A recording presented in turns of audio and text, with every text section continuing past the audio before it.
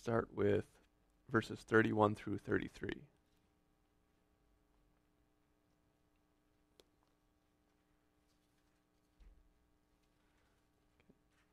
Another parable he put forth to them, saying, The kingdom of heaven is like a mustard seed, which a man took and sowed in his field, which indeed is the least of all the seeds, but when it is grown, it is greater than the herbs and becomes a tree, so that the birds of the air come and nest in its branches.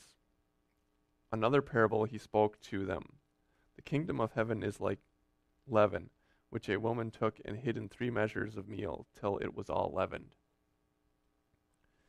These 2 parables concern the growth of the kingdom. The parable of the mustard seed dealing with the outward growth, and the parable of the leaven dealing with the inward growth. There are seeds smaller than the mustard seed, but when the size of the plant produced is taken into consideration, it is the least of all seeds. It must have taken great faith on the part of Christ to believe that his followers could carry on the work successfully after he left them. There was every indication that the Jews would reject Christ. Few, if any, of the leaders of the nation believed in him, and none had joined him. The rich were not pouring their wealth at his feet. He had the active opposition of the scribes and Pharisees, and the political leaders were watching him to see what he would do, fearful of an uprising. The multitudes that followed Christ could not be depended upon. They were fickle and easily led, and might readily be turned against him. With all these difficulties facing them, could the 12 disciples be expected to be able to continue the work after the Master was gone? Could Peter and James and John and others carry on? They were not established in the faith. There was strife among them as to who would be the greatest. There was even reason to think that they would turn back to their fishing as soon as the opportunity presented itself. Peter, who should be strong, was weak. Judas, who carried the money, could not be trusted. Altogether, the outlook was not very encouraging. It was under these circumstances that Christ spoke the parable of the mustard seed. He was in effect saying, What you see now is very small. The kingdom of which I speak does not look very promising. But I want you to know that it is like the mustard seed. It is the least of all and insignificant. But wait, it will grow. It will exceed your fondest expectation. We have seen this parable fulfilled. The kingdom has grown. It has altered every human institution. It has affected every nation. It has influenced thought. It has influenced civilizations. It has set up kings. It has dethroned kings. Christianity is the largest single influence in the world. The history of Christianity is the history of the progress of the human race. But wonderful as has been the growth and influence of the kingdom outwardly, it is the influence of Christianity in the individual life that is of great importance. This is the parable the leaven represents. The kingdom of heaven is like leaven. In other places, leaven represents sin, but in this instance, it stands for the kingdom of God. In the parable, the woman hides the leaven in 3 measures of meal, the ordinary size of a baking in those days, until the whole is leavened. Leaven works quietly, secretly. Unless arrested by some outside agency, it continues its work until it leavens the whole lump. It is not only sin that is pervasive, the gospel also is. It will work on it till it has leavened all. Leaven works from the inside. It must be hidden in the meal, mixed with it, before it can do any good. The leaven cannot be seen, but it is evidence to all that some power is working within the dough and effecting changes. So it is with Christianity. God's power must come into the life. It must permeate the whole being. It works quietly but effectively and leavens the whole lump. As the dough cannot be used or sustain life until the leaven has done its work, so the Christian is not fit to communicate life to others until his own life is permeated with the leavening power of the gospel. And even as dough, permeated by leaven, must yet go through another process of fire before it is finally perfected, so the Christian must go through a like process. When the work is finally done, when the fiery trials have burned out all the dross, the work of fitting the individual for the kingdom is completed. Not until then is he ready. God, in his own way, gets men ready for the kingdom. There is much hewing to be done, many corners to be squared, many rough places to be smoothed down, many dull places to be polished, before we are ready. In the words of the parable, the whole lump must be leavened, the whole being consecrated to God before the work is completed. God wants every man complete in Jesus Christ. Most of us have many places that need touching up. We have come a long way perhaps, but we have yet a long way to go. Paul was in many respects a most remarkable man. He was a chosen vessel to bring the light to the Gentiles. He worked more and harder than any of the other disciples, and God blessed him abundantly. Yet he was not perfect. The whole lump had not been leavened. God saw that there were yet many experiences he must pass through to fit him for the kingdom. Paul was probably little more than 30 years old when he received the call from heaven on the way to Damascus. He immediately started to preach, but because of opposition was forced to discontinue, at least for a while. He spent some time in Arabia, after which we lose sight of him for some years. It was not until he was well past 40, perhaps 45, that he began his public work in earnest. From then till he was past 60, he worked almost night and day and accomplished the extensive work recorded in the book of Acts and his epistles. Though we cannot be certain of the chronology, it does not seem possible to stretch the period of his active labor much above 20 years. In this time he traveled thousands of miles, raised up churches, preached incessantly, educated young laborers, and wrote most of his epistles. When he was 60-odd years old, he had more ambitious plans than ever. He intended to visit Rome. He planned on going to Spain. It seemed he was only beginning the work that he had in mind to do. He was yet in the full strength of manhood, his mind unimpaired, his vision that of a young man, his experience that of a veteran. He had come to the point where his influence and authority was admitted. His position as the apostle of the Gentiles was unchallenged. He was of more service to the church than at any other time in his ministry, and he was planning great things. But God had something else in mind for Paul. He was preparing him for the kingdom. There were some experiences Paul needed more before he was entirely ready, and so Paul was sent to prison. I doubt that any man was needed more than was Paul when God permitted him to be arrested in Caesarea. Yet year after year, Paul was permitted to languish in prison. He had been free. He could have done a mighty work for God and the church. It looked as though the work of God was greatly hindered, and that it might even go to pieces without him. And still God kept him in prison. He may have been set at liberty for a little while after his second imprisonment, but was not for long. He was again imprisoned, and at last died the death of a martyr.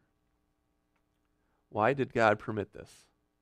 It seems to be the supreme tragedy of the age. Two reasons come to mind. There may be others. If the earlier epistles of Paul are compared with the later ones, a definite difference will be seen. The epistles of Galatians and Romans are masterpieces of rhetoric and logic. Romans has been likened to a cathedral, and rightly so. It is majestic, imposing, glorious, a monument to a mighty mind imbued with the Spirit of God. We could not do without Romans. Its tremendous themes thrill us as we contemplate them. Romans was written in the providence of God for a specific purpose, and its loss to the church would be almost fatal. So with Galatians, it is in its setting forth of the uselessness of attempting to be saved by law, it is unique. It made a Christian church out of a Jewish church and proclaimed freedom throughout the land. Misunderstood as it is by many, it yet is the guiding star for those who would understand the work that Christ came to do and the position and intent of the law. But wonderful and needful as these epistles are, there is something lacking in them which we find in the later ones. All his life, Paul had prayed that he might be permitted to know Christ. In Philippians 3, 10, and 11, Paul says, and the power of his resurrection and the fellowship of his sufferings, being made comfortable unto his death, if by any means I might attain unto the resurrection of the dead. And in Colossians 1:24, he wanted to be filled up that which is beyond of the affections of Christ in my flesh for his body's sake, which is the church. He was given that privilege when he was sent to prison. He suffered, was cold, and hungry. He was filling up that which was behind of the affections of Christ in his flesh, and it mellowed his spirit. Part of the time, his prison was a dungeon in Rome. We would call it a cistern rather than a prison. From that hole in the ground,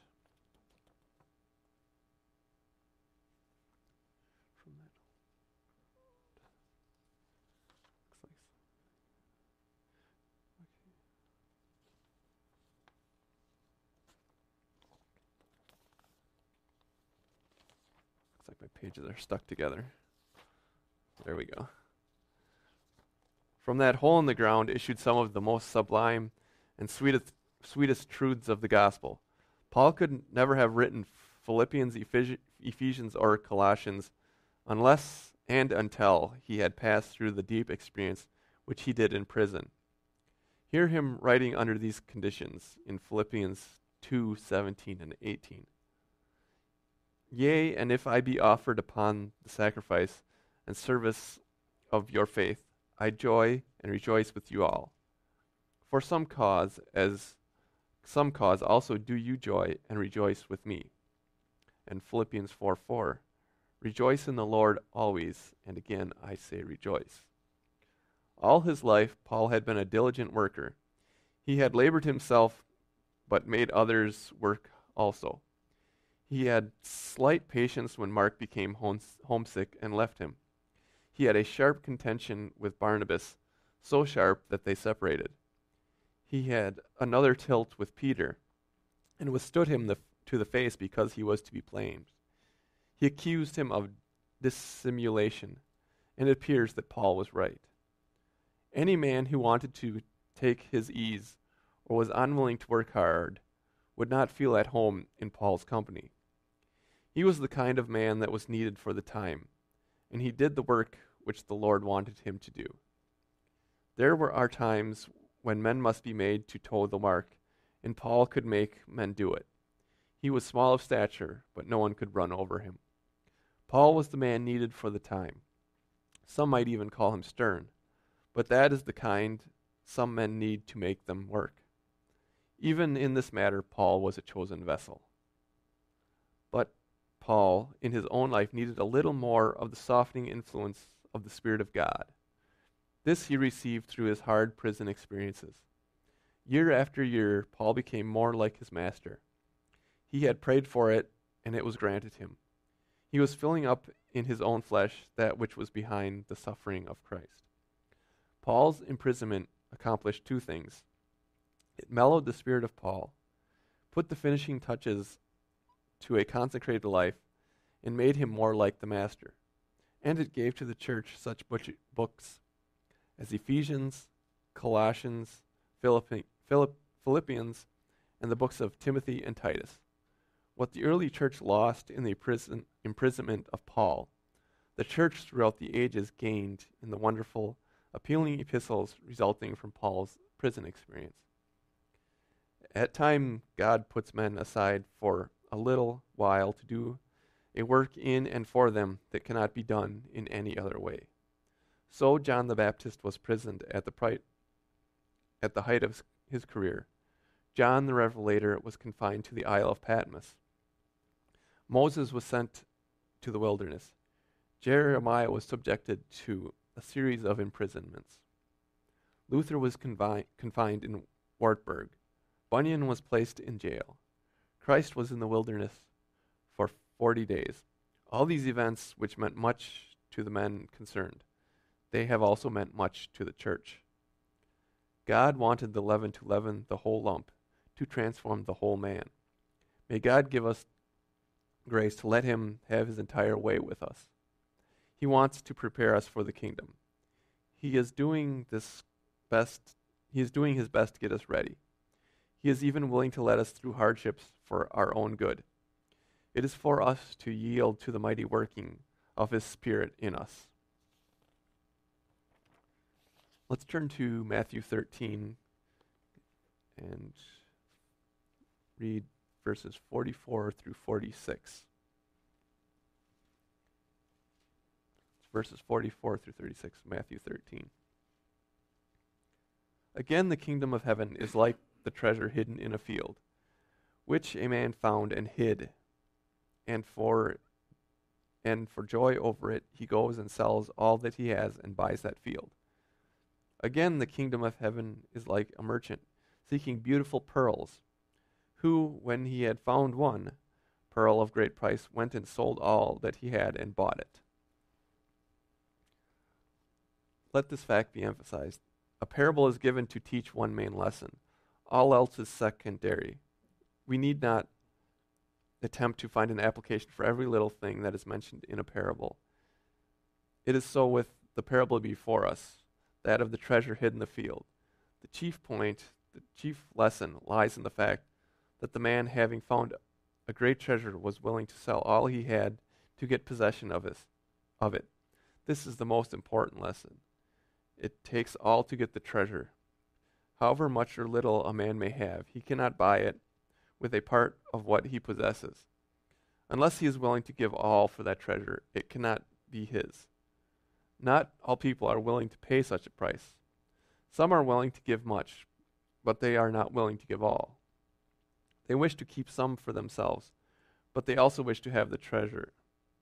This cannot be done. This may be one reason why it is hard for the rich man to enter heaven.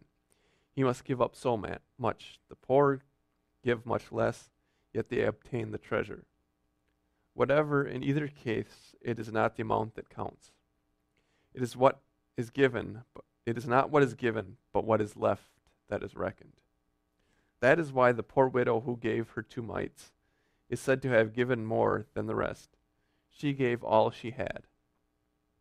It is not merely money that is meant when we are told that it takes all to get the treasure. It includes other cherished things in life. It is not possible to buy the treasure with what is left after we have acquired a few of the things of this life. Unless we consider the treasure worth all that it is asked for, we are unworthy of it. The parable of the pearl of great price contains practically the same lesson as the parable of the treasure hid in the field. In both cases, the one who found the prize sold all that he had and obtained the desired possession. The difference in the parable lies in this, that in the case of the treasure hid in the field, the man came upon it unawares. He did not know it was there. In the case of the merchantman, there was a deliberate search for a pearl. He was in the market. He already had some pearls, but he was not satisfied. He had not as of yet found the one he was after. When he did find it, he gladly gave up the others for the one pearl of great price. There is some good in most religions. There is some good in most denominations. Some denominations have a hard time to justify their existence. Some hold to peculiar views founded neither on the Bible nor on common sense. But despite this, there is some good, much good in them, such as are looking for greater light are represented by the merchantmen seeking the one great pearl.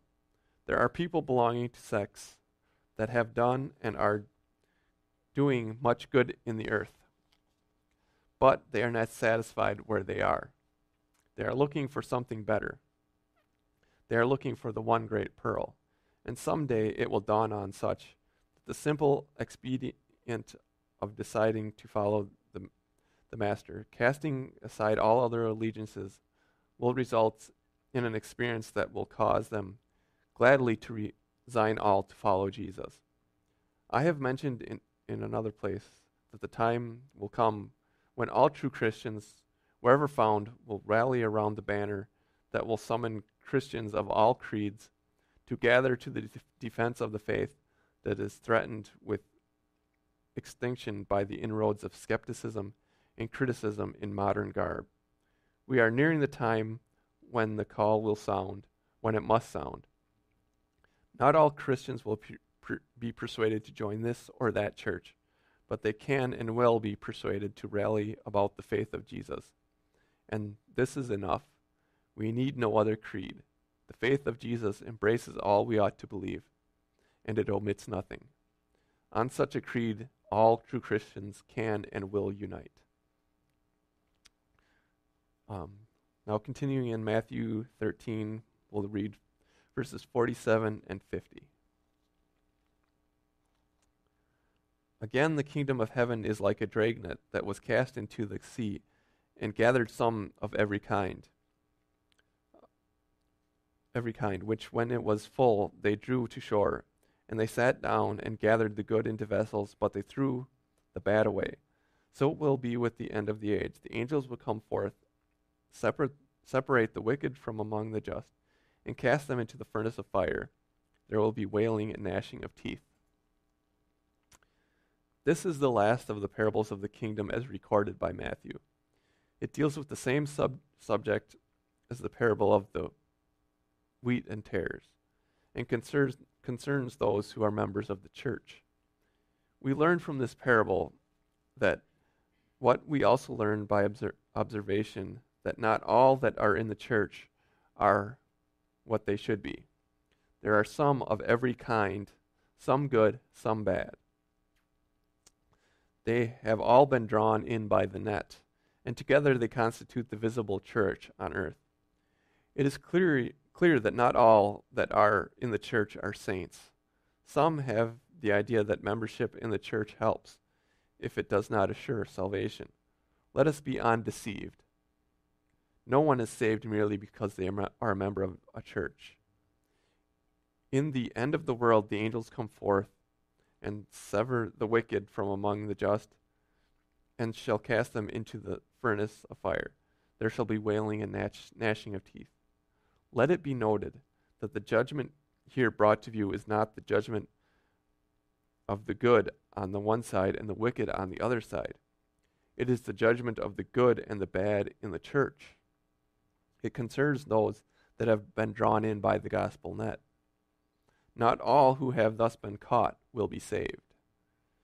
There will be an examination, and only those who stand the test will finally be secure. This point has been stressed in another parable, the parable of the man without the wedding garment. This is in Matthew 22, verses 2 through 14.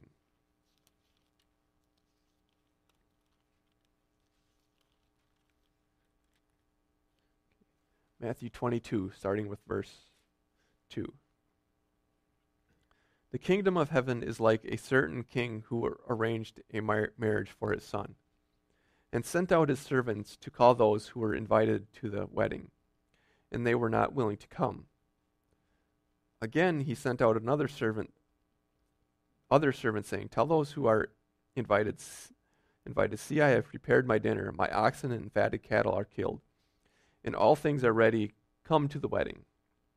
But they made light of it, and went their ways, one to his own farm, another to his business. And the rest seized his servants, treated them spitefully, and killed them. But when the king heard about it, he was furious, and he sent out his armies, destroyed those murderers, and burned up this city. Then he said to his servants, The wedding is ready, but those who were invited were not worthy. Therefore go into the highways, and as many as you find, invite to the wedding." So those servants went into the highways and gathered together all whom they found, both bad and good, and the wedding hall was filled with guests. But when the king came in to see the guests, he saw a man there who did not have on a wedding garment. He said to him, "Friend, how did you come in here without a wedding garment?" And he was speechless. Then the king said to the servants, "Bind him hand and foot, take him away, and cast him into outer darkness. There will be weeping and gnashing of teeth, for many are called, but few are chosen." In this parable, we are chiefly interested in the wedding garment. A man had slipped into the feast who did not have the wedding garment on. It was inexcusable, for on such occasions the garment was generally provided free to all guests. The other guests had on wedding garments, and as they were gathered by the highway, it cannot be supposed that they had wedding garments of their own. But this man had no wedding garment on, and yet he was among the guests. There can be only one conclusion. He had refused it. He wanted to come to the feast, but he wanted to lay down the conditions on which he would come. This the king could not permit. It is not fair to force oneself into a place or demand to be permitted to stay in a place while violating the rules in force. The man in the parable could have stayed out. He need not have accepted the invitation, but if he did accept, he should abide by the rules. If a person goes to a place of worship, he should show reverence for the place or stay away. The principle is not changed because the person does not believe in that particular kind of worship. If a person asks for admittance to an institution, he thereby pledges himself to the observation of the rules of that institution. He has no right to demand entrance on his own conditions. Many people would like to do this with reference to religion. They wish to be saved. They wish to come to the feast, but it must be on their own conditions. This God cannot accept. He would like to have them come. He invites them to come. He furnishes not only the feast, but also the garments that he wishes each to wear. All may come, all are urged to come, but they must be governed by the rules God lays down. We need not point out that the garment the Lord wants all to wear is the spotless garment of his own righteousness, which is furnished freely to all freely. To refuse the garment, to neglect to wear it, is an insult to God. For any to come to the feast, and yet to refuse to put on the garment, can be construed in no other light than willful contempt. The lesson that is impressed in this parable is that we are to accept God's condition of salvation and not lay down our own. God's conditions are clear and distinct. They are not difficult to fulfill. The garment which he demands that we wear, he provides. All we need to do is put it on. Isaiah speaks of some who wish to be called by God's name, and yet to wear their own garments. In Isaiah 4:1 it says, "In that day 7 women shall take hold of one man, saying, 'We will eat our own bread and wear our own apparel. Only let us be called by thy name and take away our reproach.'" This text is capable of several interpretations. All I wish to call to attention to is the fact that these women, symbolic of churches, state that they will eat their own bread and wear their own garments. Only let us be called by thy name to take away our reproach. They wish the name, but do not wish the garment. This is true of many. When the king came in to see the guests, he saw there was a man which had not on a wedding garment, and he said unto him, "Friend, how come thou in hither not having a wedding garment?" And he was speechless. The idea of judgment pervades the parable. When the king appears, it is not to sit down with the guests, but to see that all is well, and that all have the wedding garments on. He finds one who has neglected this important matter, and the result is not that he is given a garment and told to put it on, but that he is bound and cast into outer darkness. This is nothing less than judgment. This parable is closely related to the parable of the net, in which all kinds of fish are caught, and afterwards the bad are thrown out. It is also related to the parable of the man who found tares among the wheat, and counseled that they be permitted to grow together until the harvest. Though of a somewhat different nature, the parable of the 10 virgins teaches the same lesson. In the parable under this discussion, a parallel situation exists. The one who is without the wedding garment is not on the outside. He is within the feast hall. He is mingling with those who are clothed as they should be. He is expected to have on the garment, and it is of a late hour when he is found out. Let's turn to Matthew 25. And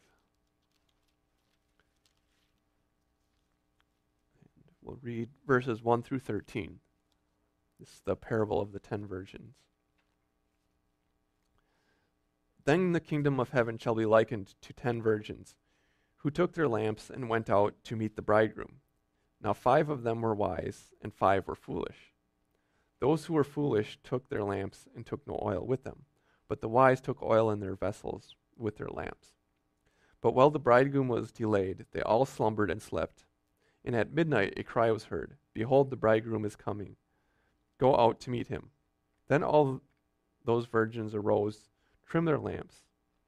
And the foolish said to the wise, Give us some of your oil, for our lamps are going out. But the wise answered, saying, No, lest there should be not enough for us and you, but go rather to those who sell and buy for yourselves.